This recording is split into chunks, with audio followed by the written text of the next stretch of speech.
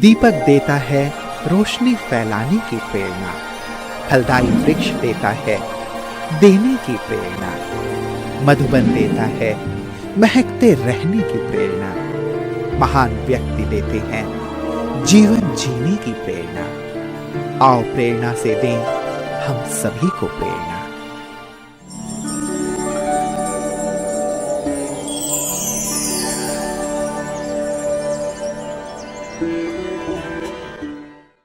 प्रकृति की सुंदरता व कला संस्कृति को अपने में संजोए हुए पश्चिमी नेपाल में बसा सुंदर शहर धनगढ़ी के प्रजापिता ब्रह्मा कुमारी ईश्वरीय विश्वविद्यालय की मुख्य संचालिका के रूप में आदरणीय हीरा दीदी जी निमित्त है।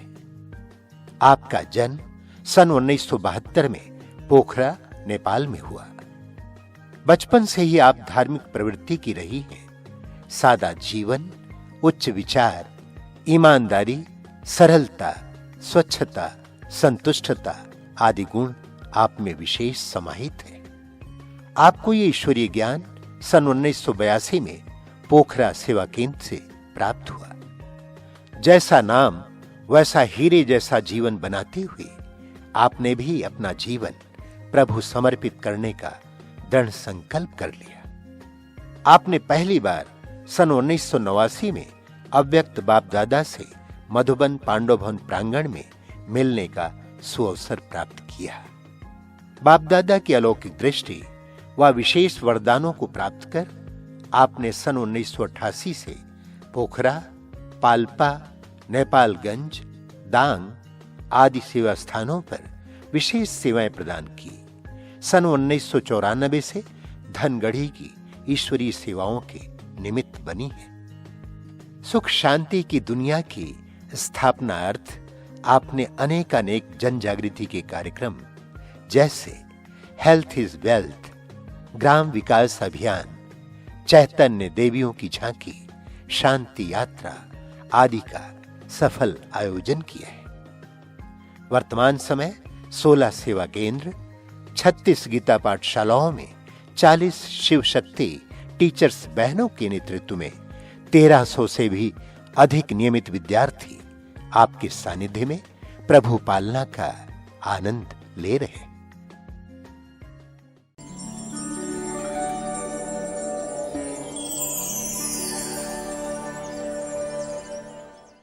तो हमारा जो बचपन से रुचि था, ईश्वर क्या है, परमात्मा क्या है, उनका वास्तविक कैसे उनको प्राप्त किया जा सकता है, तो ये बचपन से ही हम लगे रहते थे इसी धुन में कि बचपन में हमें भक्ति की तरफ इतनी आकर्षण नहीं थी, लेकिन आध्यात्म क्या है, परमात्मा क्या है, उसको कैसे प्राप्त किया जा सकता है, तो इसके ऊपर हमारी रुचि बहुत थी। ज्ञान में आने का जो सौभाग्य हमको प्राप्त हुआ, जैसे हमारे जो लौकिक पिता हैं, लौकिक पिता ब्रह्मा कुमारी ईश्वरीय विश्वविद्यालय में जाया करते थे। उस समय हम केवल 9-10 वर्ष के उम्र के थे। तब से हमारे पिताजी वहाँ जाया करते थे। पिताजी के साथ हम कभी कभी जाते थे ब्रह्मा कुमारी पाठशाला में। वहाँ पोखरा के नज़दीक ब्रह्मा कुमारी पाठशाला था, कभी कभी हम जाते थे। एक बार जो हमारे अव्यक्तारोहण गुप्ता भाई साहब हैं, वो गुप्ता भाई साहब और हमारे परम आदरणीय सुरेंद्र दीदी जो, परम आदरणीय ब्रह्मा कुमारी परिणीता दीदी जो का आगमन उस पाठशाला में हुआ। जब वो दीदियों के जीवन को हमने देखा पहली बार, तो उस समय हमको लगा कि वास्तव में हमारा यही जीवन का वास्तविक लक्ष्य है, क्योंकि हम बचपन से हमारे अंदर एक प्रश्न हमेशा आता रहता था कि वास्तव में हम कौन हैं, हमारा जन्म इस संसार में क्यों हुआ है।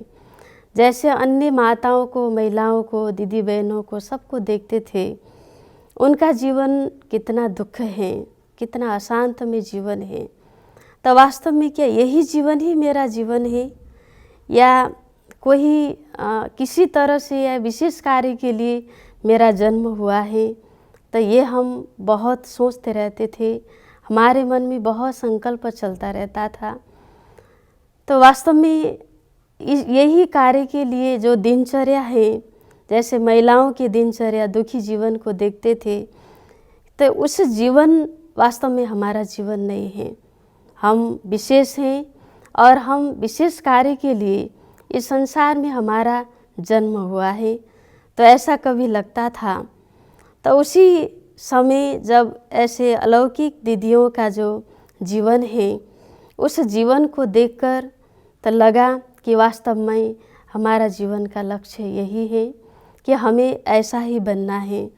तो जैसे पहली बार हमको देखा, दीदियों को हमने देखा, तो ऐसा लगा कि कोई दूसरे ही लोक से आई हुई परियां हैं, देवियां हैं। कितना उच्च जीवन है, कितना महान जीवन है। तो जैसे आज महिलाओं के जीवन को देखते हैं और इन दीदियों ब्रह्मा कुमारियों के जीवन को देखते हैं, तो वास्तव में यही जीवन ही पवित्र जीवन है, यही जीवन ही सुंदर जीवन है, उच्च जीवन है। तो वो जीवन को और जो आदरणीय परिणीता दीदी की जो बोल है, मधुर वाणी, जो मीठे बोल हैं, वो बोल हमको बहुत अच्छा लगता था। वो हमको एक खिंचाव होती थी। और जब उसके बाद हमको बहुत लगन बढ़ने लगा, तो उस समय ब्रह्मा कुमारी को इतना जानते नहीं थे, समाज दूसरे ही दृष्टि से देखते थे। तो फिर परिवार के सदस्यों से, मित्र संबंधियों से, अन्य सामाजिक परिवेश से अनेक बंधन आने लगा, अनेक अवरोध आने लगा। तो उसके बाद जितना अवरोध आता था, जितना बंधन सामने आती थी, उतना परमात्मा की तरफ, भगवान के, बाबा के यज्ञ की तरफ और साथ साथ ब्रह्मा कुमारी दीदियों की तरफ और हमारा और प्यार बढ़ने लगा और हमारा लगन और बढ़ने लगा। जितना जितना अवरोध आता था, उतना हम आगे बढ़ते थे। तो ऐसे जो विशेष अनुभव है, तो यही जब शुरू में दीदी को देखा तो एक अलौकिक आभा, सुरेंद्र दीदी, आदरणीय सुरेंद्र दीदी को देखा, तो उनको देखते ही एक अलौकिक छवि, अलौकिक आभा, एक प्रकाश का अनुभूति हुआ। और यही जीवन हमको बनाना है। तो ये हमने जीवन में लक्ष्य रखा और परमपिता परमात्मा को पाने की जो चाह थी, इच्छा थी, तो यही इच्छा के अनुरूप हमें शायद वो दीदियों का मिलन हुआ, दीदियों से हमारा मुलाकात हुआ। और उसके बाद जब आगे बढ़ते गए, क्लास करते गए, और जब एक बार गुप्ता भाई साहब वहाँ आए थे और सेंटर में निकलने का भी हमें सौभाग्य प्राप्त हो गया। और उस समय भाई साहब पूछते थे कि आपको कहाँ रहना पसंद है, और हम यही कहते थे कि हमें आप जहाँ बिठाएंगे हम वहीं रहेंगे। तो उस समय भाई साहब ने हमको बोला था कि आप बहुत आज्ञाकारी हैं और ऐसे ही आज्ञाकारी सदा रहना। जब हम मधुबन सेंटर में निकलने के बाद ही हमको बाबा के घर में जाने का शुभ अवसर मिला। 1999 में हम बाबा के घर में वहाँ पहुँचे थे। उस समय पांडव भवन में बाबा आया करते थे। जब हम पहली बार बाबा के घर में गए तो हमको ऐसा लगा कि हम बहुत समय से बिछड़े हुए अपने घर से, अपने परिवार से, अपने पारलौकिक पिता से हमारा पुनर्मिलन हुआ है। यह हमको अनुभव हुआ कि हमको बहुत आँखों से आंसू भी आ गए कि वास्तव में हमने जिसको ढूंढा था, जिसको पाने के लिए हम कितना तड़प रहे थे, वो परम पिता परमात्मा शिव बाबा हमें मिल गया। जब बाबा मिलन का दिन हुआ तो उस समय कम भाई बहन होते थे और एक एक संदली में बाबा के साथ मिलन मनाने का भी शुभ अवसर हमको सबसे पहले वहाँ प्राप्त हुआ था। तो उस समय तो बाबा ने वरदान दिया था कि आप योग युक्त आत्मा हो, आपके योग के वाइब्रेशन से अनेक आत्माओं को परिवर्तन करना है, प्रकृति को परिवर्तन करना है। तो ऐसा अनुभव हमको हुआ। तो बाबा के घर में जब वहाँ से मिलन जो मनाया, बाबा के साथ का मिलन मनाया, एक अलौकिक मिलन था। ये हम जीवन में कभी भी नहीं भूलते हैं। जो पहली बार हम बाबा के घर में गए थे, पहली बार हम बाबा से मिलन मनाए थे, यही अनुभव हुआ कि जो कई समय से बिछड़े हुए वो पिता हमको मिल गया। ऐसा अनुभव हमको हुआ था। तेरी पालना का बाबा, तेरी पालना का बाबा, एहसान चुकाए किस तरह, एहसान चुकाए किस तरह। तूने प्यार से जो पाला, तूने प्यार से जो पाला, शब्दों में गाए किस तरह।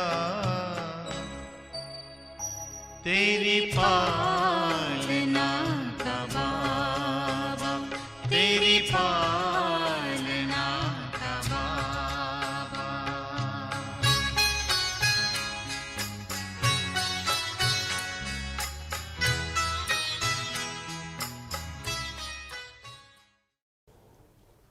जब हम बाबा से मिलन मनाने का वक्त आ गया, मिलन मनाने बाबा के पास वहाँ पहुँचे और बाबा ने यही वरदान हमको दिया कि आप योग युक्त आत्मा हैं।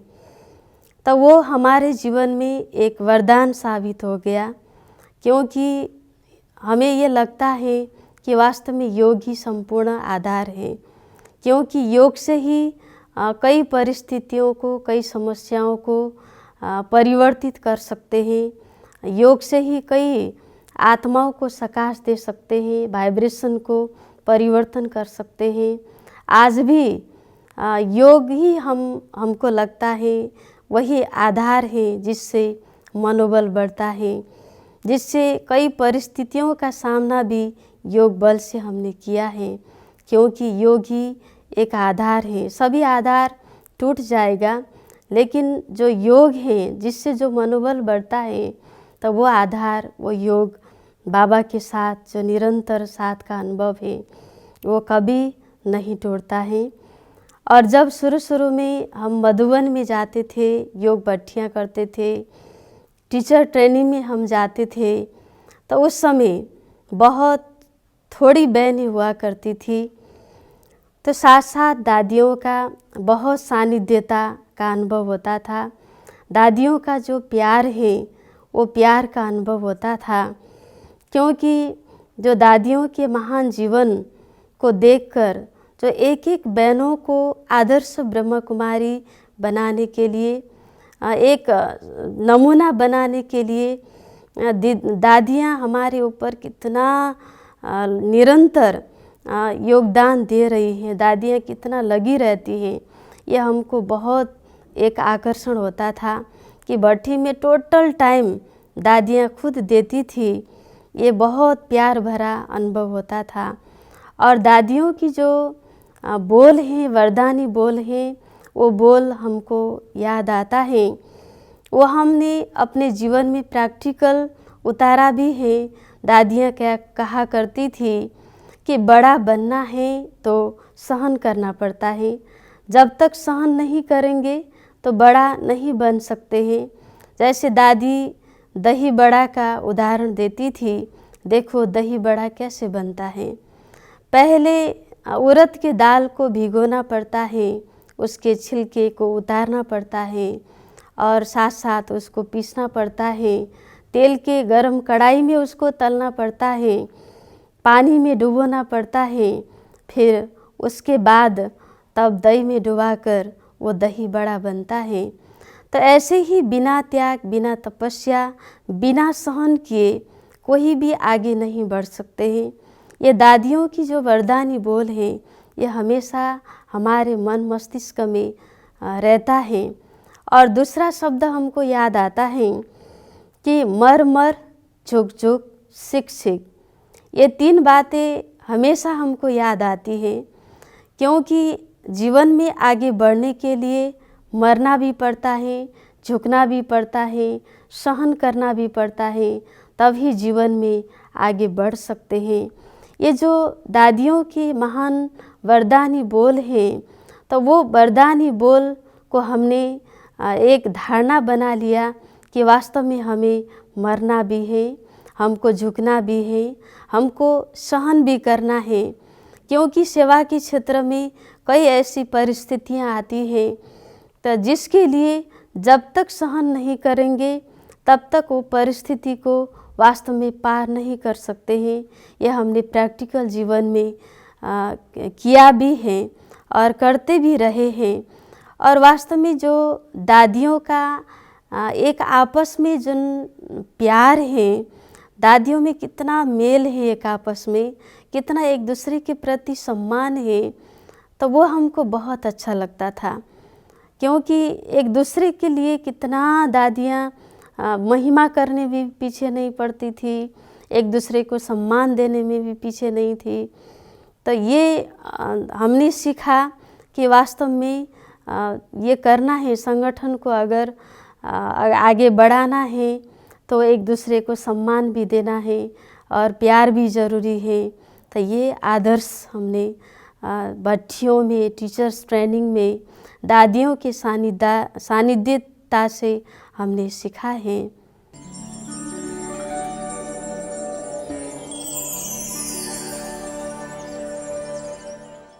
सेवा के दौरान में जब सेंटर में निकला और जीवन में, क्योंकि हमारे श्वास, हमारा समय, हमारा संकल्प ही सेवा के लिए है, यह हमने सोचा। तो सबसे पहले जब ब्रह्मा कुमारी जीवन बनते ही बाबा का एक श्रीमत है, जहाँ बिठाएंगे, जो खिलाएंगे, जो पहनाएंगे, वही करेंगे। ये जो श्रीमत है, इसको ध्यान में रखते हुए जहाँ भी हम रहते थे, हमारे संग संग परमात्मा है, हमारे साथ परमात्मा है, और साथ साथ निमित्त आत्माएं जो ब्रह्मा कुमारी दीदियाँ, आदरणीय बड़ी दीदी सुरेंद्र दीदी है, आदरणीय परिणीता दीदी है, हमारे अव्यक्तारोहण गुप्ता भाई साहब हैं, उनकी दुआ हैं, उनकी आशीर्वाद हैं। कहीं भी हम सेवा के लिए रहते थे तो भले वो दुर्गम स्थान हो, कहीं भी विकट स्थान हो, कभी अकेला महसूस नहीं करते थे, क्योंकि बाबा हमारे साथ हैं और दीदियों की निमित्त आत्माओं की दुआ हमारे साथ हैं। जितने भी हम व्यक्ति, वस्तु, वैभव को आधार बनाएंगे, वह आधार तो एक दिन टूट जाएगा। इसलिए हमने यही निश्चय किया करते थे कि हमें संपूर्ण आधार हमारा बाबा है। और ये हमको अनुभव हुआ, एक बार हम किसी सेंटर पर रहे थे यहाँ आने से पहले, तो वहाँ वो मकान थोड़ा पुराना था, खतरा था वहाँ रहने के लिए, और हमारे आदरणीय दीदियों ने आदेश दिया था कि 1 हफ्ते में आपको यहाँ से मकान चेंज करना है, दूसरे मकान में शिफ्ट होना है, यह आदेश दिया था। तो उसी समय जब हम लोगों ने मकान ढूंढा किराए के लिए, और वो मकान का पैसा ज़्यादा था क्योंकि आर्थिक समस्या थी उस समय, और एक भाई ने बोला कि ठीक है, आप दूसरे मकान में उस किराए में शिफ्ट हो जाइए, वहाँ जितना लगता है उसके जिम्मेवार हम हैं, वो उसको हम पूरा करेंगे। तो वो उसके बाद हम वो मकान में शिफ्ट हो गए। तो जब मकान में शिफ्ट हो गए तो उसके पश्चात वो भाई क्लास में आना छोड़ दिया, वो आना ही छोड़ दिया। तो 1-2 महीना मुश्किल हो गया, क्योंकि खर्चा चलाना, किराए जो भाड़ा ज़्यादा था वो चलाना, ये सब मुश्किल था। 1-2 महीना मुश्किल हो गया, लेकिन बाबा था, बाबा को कराना था। तो उसके पश्चात एक भाई ऐसा आ गया, तो जिस भाई ने मकान फ्री में दे दिया, और जितने भी बहनों को जो समस्या होती थी, परिस्थितियाँ आती थी, वो सभी समस्याएं, वो परिस्थितियाँ वो भाई को देखते थे, और वो हल करते थे और उसने अपना मकान फ्री में भी दे दिया। तब से हमको और निश्चय हो गया कि वास्तव में आधारित किसी के ऊपर नहीं होना है, बाबा ही हमारा संपूर्ण आधार है। बाबा जो कराएंगे, जिसके द्वारा कराएंगे, वो उस आत्मा को निमित्त बनाकर बाबा कराते ही हैं। ये पहले से ही हमारे ऊपर ये निश्चय था और हम यही सोचते हैं कि वास्तव में योग ही हमारा सबसे बड़ा आधार है।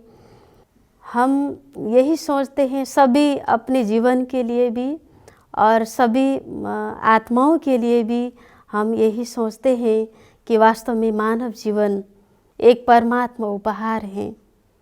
ये जीवन भगवान का एक वरदान है। इस जीवन को हमें कभी उपहास नहीं करना है, इस जीवन को हमें सदुपयोग करना है। क्योंकि जैसे नदी होता है वो कभी अपना जल खुद नहीं पीता है, जैसे वृक्ष होता है कभी फल खुद नहीं खाता है, जैसे अगरबत्ती है वह स्वयं जलकर सभी को सुगंध देता है, ऐसे ही मानव जीवन में बिना त्याग, बिना तपस्या हम दूसरों को कुछ नहीं दे सकते हैं। हम दुनिया अपने लिए जीने वाले तो बहुत हैं, लेकिन हम मानव जीवन हैं, हम दूसरों के लिए जिए, क्योंकि हमारा जीवन औरों के लिए हो। हम धन्य हैं, हम धन्य भाग्यवान हो, वो आत्मा है जो औरों के लिए जीते हैं। ये जीवन, ये श्वास, ये समय, ये संकल्प औरों के लिए सफल हो। हमारी जो जीवन की धारणा यही है कि वास्तव में नम्रता ही जीवन में सबसे बड़ी महान गुण है। जो झुकता है वही महान बनता है। झुकता वही है जिसमें होती है जान, अकड़े रहना मुर्दे की पहचान। जिस वृक्ष में फल लदा हुआ होता है वो हमेशा झुकता है, अर्थात जिसके अंदर जो दिव्य गुण हैं वही आत्मा झुकते हैं, अर्थात वही महान बन जाते हैं। तो बाबा तो हमें यही जीवन में सिखाते हैं कि नम्र बनो तो सब नमन करेंगे। ओम शांति।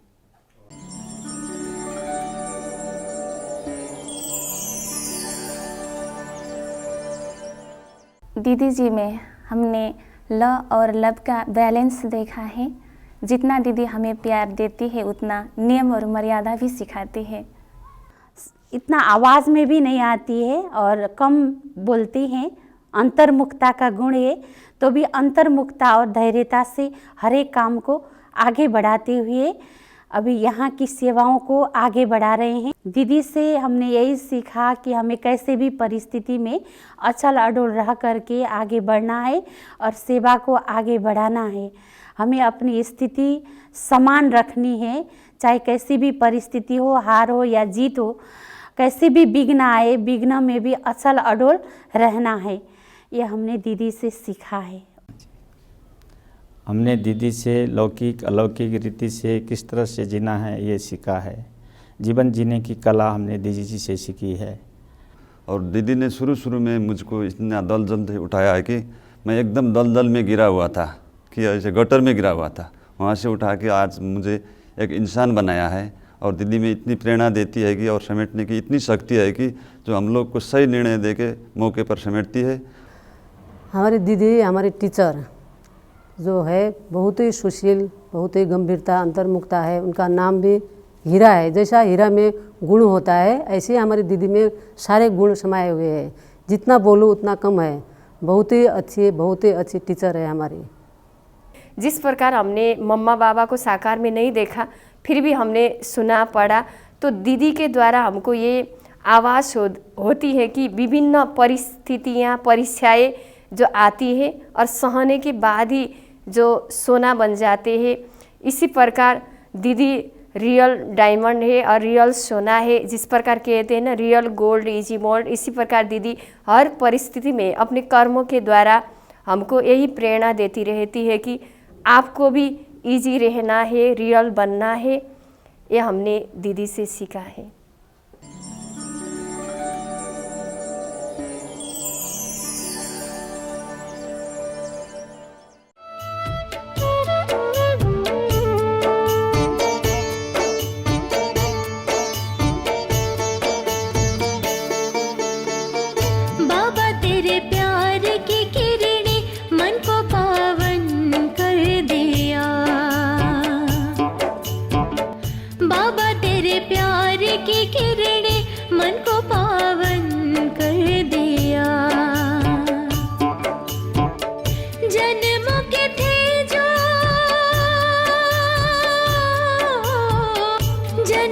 योग्य थे